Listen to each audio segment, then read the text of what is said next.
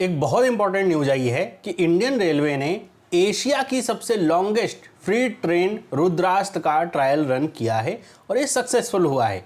तो हम ये समझेंगे इसमें कि ये जो ट्रेन है इतनी लंबी है, इसके पीछे क्या टेक्नोलॉजी इस्तेमाल करी गई है, कितने इंजन इस्तेमाल किए गए हैं और इसका फ़ायदा क्या मिलेगा इतनी लंबी ट्रेन बनाने का, सब कुछ डिटेल में समझेंगे। वीडियो अच्छी लगे तो लाइक ज़रूर करिएगा और इस तरह की और वीडियोज़ के लिए चैनल को सब्सक्राइब करिए। तो सबसे पहले तो ट्रेन का नाम आप याद रखिए, ये है रुद्रास्त। ये एशिया की सबसे लंबी फ्री ट्रेन है, मतलब मालगाड़ी है।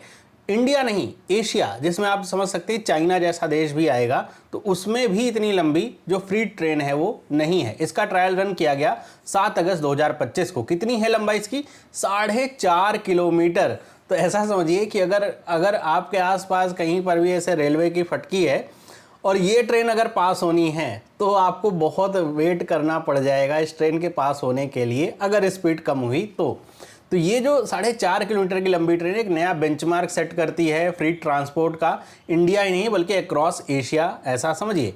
अब हम अगर बात करते हैं इस ट्रेन के बारे में थोड़ा डिटेल में, तो इस ट्रेन की लेंथ तो मैंने आपको बताई दी है कि 4.5 किलोमीटर है और ये एशिया की सबसे लंबी ट्रेन है।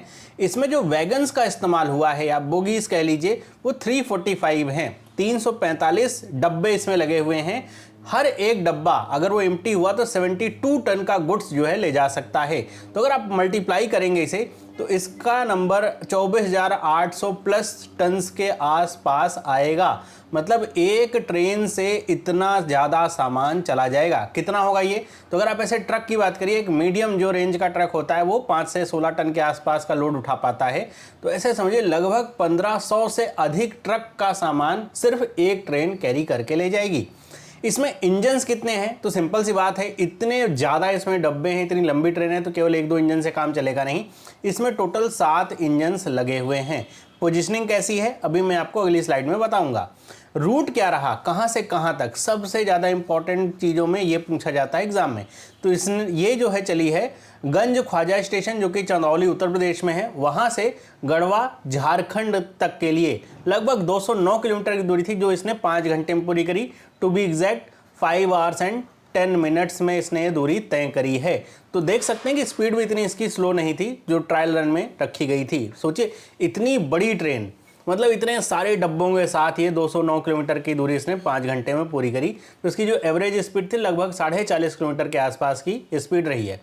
कौन कौन से डिवीज़न रिस्पॉन्सिबल थे इस ट्रायल रन के लिए? तो एक तो था Pandit Deendayal Upadhyaya division, east central railway का डिस्पैच्ड हुआ था जो कि धनबाद डिवीज़न के लिए, तो ये इसके लिए रिस्पॉन्सिबल था। ये डिवीज़न के तहत ये सारा ट्रायल रन हुआ है।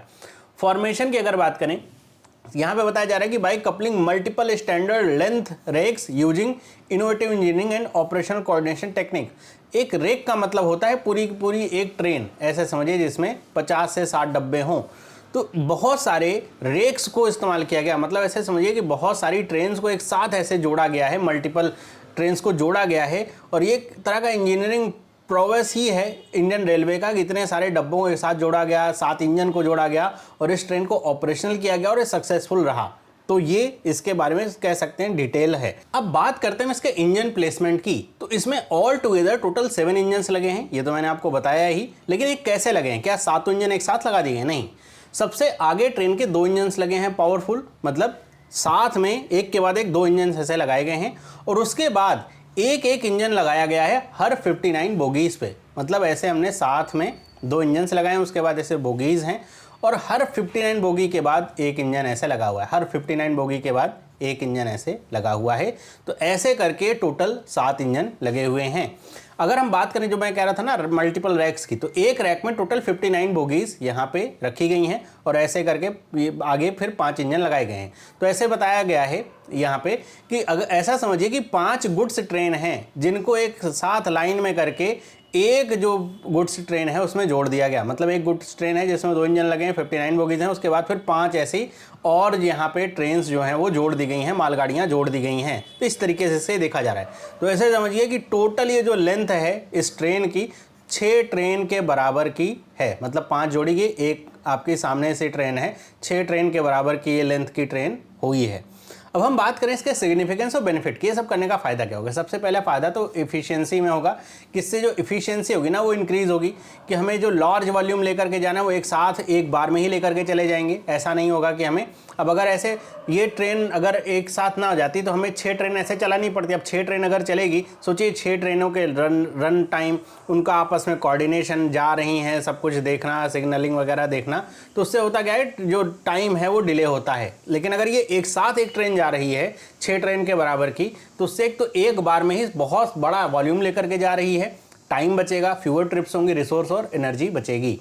कॉस्ट सेविंग भी, अगर एक साथ ये ट्रेन चल रही है, 7 इंजन भले ही लगे हुए हैं इसमें, लेकिन वो सारे इंजन्स, ऐसा नहीं होगा कि वो सारे इंजन्स को हमें बहुत फुल कैपेसिटी पे ऐसे चलाना पड़ेगा, तो इसकी वजह से थोड़ा बहुत यहाँ पे फ्यूल कंजम्पशन में भी कमी होगी। जो कॉस्ट इफ़िशियंसी हम मुझे जो ज़्यादातर लगता है वो इसमें होगी कि हम एक बार में ज़्यादा से ज़्यादा वॉल्यूम का जो गुड्स है वो लेकर के जा रहे हैं, उसमें बहुत ज़्यादा कॉस्ट हमें बचेगा। फिर जो कंजेशन की बात मैं आपसे कह रहा था कि अगर 6 ट्रेन हम चलाएंगे तो कंजेशन बढ़ेगा पटरी पे, तो उससे होगा क्या कि अगर एक ही ट्रेन चल रही है तो कोऑर्डिनेशन थोड़ा कम करना पड़ेगा, एक ही ट्रेन को ट्रैक करना है, तो इससे जो फ्रीट कॉरिडोर होगा वो थोड़ा खाली होगा। लेकिन ये जान के रखिए, एक ही ट्रेन 4.5 किलोमीटर की लंबी रहेगी। फिर ऑपरेशनल इनोवेशन की तरह हम इसे देख सकते हैं कि मतलब ऐसी चीज़ सोची जा रही है कि हमने एक ट्रेन की जगह 6 ट्रेनें लगा दी, एक साथ लगा करके उसको चला रहे हैं। तो एक तरीके का ना ये मतलब इंडियन रेलवे के लिए ही दिखाता है कि ये ट्रैक्शन, सिग्नलिंग और कोऑर्डिनेशन का जो मैनेजमेंट इन्होंने कितना बढ़िया किया है। मतलब एक ट्रेन चलने में कई बार मुश्किल होती है, 6 ट्रेन 7 इंजन लगे हुए हैं, सबको कोऑर्डिनेट करके चलाया जा रहा है, तो ये एक इंजीनियरिंग प्रोग्रेस ही है इंडियन रेलवे की। फिर नेशनल प्रेस्टीज भी है भैया, रुद्रास्त्र ऐसी ट्रेन है जो सिर्फ इंडिया की नहीं बल्कि पूरे एशिया की इतनी लंबी जो फ्री ट्रेन बनी है, तो एक तरीके का नेशनल प्रेस्टीज भी दिखाता है कि हम ऐसी टेक्नोलॉजी और इस तरह के ऑपरेशन यहाँ पे कर सकते हैं कि ऐसी हमने ट्रेन बना दी है कि हम एक साथ बहुत बड़ा वॉल्यूम लेकर के जा सकते हैं। लगभग 24-25 हज़ार टन का वॉल्यूम एक साथ हम कैरी कर सकते हैं इस ट्रेन के जरिए। यहाँ पे हम कुछ ऐसा बात अगर पूछा जाए आपसे कि इंडियन रेलवे के ऊपर इसका क्या इंपैक्ट पड़ेगा, सिंपल सी बात है, जब इसकी इफ़िशियंसी अच्छी होगी तो इसकी जो कैपेसिटी है उसमें इन्हेंसमेंट देखने को मिलेगा। मतलब हम एक ट्रेन के साथ बहुत बड़ा जो ग्रेटर टर्नओवर है वो जनरेट कर पाएंगे, डिलीवरी फास्ट कर पाएंगे। अब 6 ट्रेन अलग अलग चलेगी, मैंने आपको बताया डिले होगा, कोऑर्डिनेशन उनका होगा, सिग्नलिंग वगैरह के काम में ऐसा होता है, एक ट्रेन बीच में अगर कहीं डिले हो गई तो उसके पीछे की सारी ट्रेन डिले हो जाएगी, कंजेशन बढ़ता है। लेकिन अगर एक ही ट्रेन जा रही है तो एक ही चीज़ को ट्रैक करना है, उसी को पास करवाना है, वो सारी चीज़ें रहती हैं, तो उससे डिलीवरी भी फास्ट होगी। टर्नओवर एक ट्रेन का अगर देखेंगे तो वो बढ़ेगा, है ना, तो इससे हम ज़्यादा वॉल्यूम लेकर के जा सकते हैं। तो जो बल्क इंडस्ट्रीज़ वगैरह के जो ऐसा मतलब कुछ इंडस्ट्री हैं जिसमें बल्क में चीज़ें चाहिए होती हैं, जैसे कोल है, मिनरल्स हैं, एग्रीकल्चर्स हैं के रिलेटेड जो आइटम्स होते हैं, तो उन्हें हम एक साथ कैरी करके ले जा सकते हैं, हमें अलग अलग ट्रेनें चलाने की ज़रूरत नहीं पड़ेगी। और इसके साथ साथ ये इंडियन रेलवे के लिए एक स्टैंडर्ड भी सेट करता है कि ये इंडियन रेलवे इस तरीके का जो इनोवेशन है वो ला सकता है फ्रीट में। अब ये समझिए कि किसी भी देश को अगर बहुत अच्छे से डेवलप करना है, वहाँ पे हमें बिज़नेस को बढ़ाना है, सारी चीज़ें करनी है, तो जो मालगाड़ियाँ हैं इनकी स्पीड को हमें बढ़ाना होगा, इनका कंजेशन कम करना होगा, सामान जो भी है वो एक जगह से दूसरी जगह आसानी से तय समय में पहुंच सके। मान लीजिए कुछ पेरिशेबल गुड्स हैं, जिसे कोई फ्री ट्रेन लेकर के जा रही है, अब बीच में वो ट्रेन किसी दूसरी वजह से वो 12 घंटे जो है डिले हो जाती है। अब पेरिशेबल गुड्स हैं तो वो 12 घंटे या 24 घंटे लेट पहुंचेगी, तो उन गुड्स की जो लाइफ है वो खत्म हो चुकी होगी, तो ऐसे नुकसान हो जाएगा। तो फ़ायदा क्या हुआ फ्री ट्रेन से भेजने का, है ना। फिर आदमी कहेगा नहीं ट्रक से ही भेजो, वो ज़्यादा सही, कम से कम पहुँच तो जाते हैं समय से। तो इससे होगा ये कि अगर हमारे पास एक ऐसी ट्रेन होगी जो हमें एक ही ट्रेन से सारी चीज़ें कैरी कर सकते हैं, हम बहुत लार्ज वॉल्यूम में चीज़ें ले जा सकते हैं और वहाँ पे कंजेशन कम हो जाएगा, तो हम सही समय पे जो गुड्स हैं उनकी डिलीवरी कर पाएंगे फास्टर तरीके से और एक साथ बहुत ज़्यादा गुड्स डिलीवर कर पाएंगे। जैसे अंग्रेज़ों ने भी भारत में जो ट्रेन चलाई थी वो इसलिए नहीं चलाई थी कि भारत के लोगों को ट्रेन की सुविधा देनी थी, उनका सिर्फ एक ही मोटिव था कि अगर हम अपना माल जो हम इंग्लैंड से बना कर के ला रहे हैं वो जल्दी से जल्दी इंडियन मार्केट में चारों तरफ फैला सकेंगे, और मतलब जब तक भारतीय माल पहुंचे तब तक हमारा माल पहुंच जाए, मार्केट पे ज़्यादा कब्जा हो जाए, तो हमारे लिए बेनिफिशियल होगा, इसलिए ट्रेन चलाई थी। तो ऐसे ही आप समझिए कि अगर हमें देश में प्रगति करनी है तो जो ये फ्रीट का जो सिस्टम है इसको इम्प्रूव करना होगा, इसमें एफिशिएंसी बढ़ानी होगी, कैपेसिटी बढ़ानी होगी, तो उसी की तरफ बढ़ता हुआ एक कदम ये है। बाकी आज के इस वीडियो में इतना ही। आई होप आपको ये सारी चीज़ें समझ में आई होंगी, क्या इसकी इंपॉर्टेंस है और जो इसकी टेक्निकल डिटेल्स हैं वो भी मैंने आपको बताई हैं।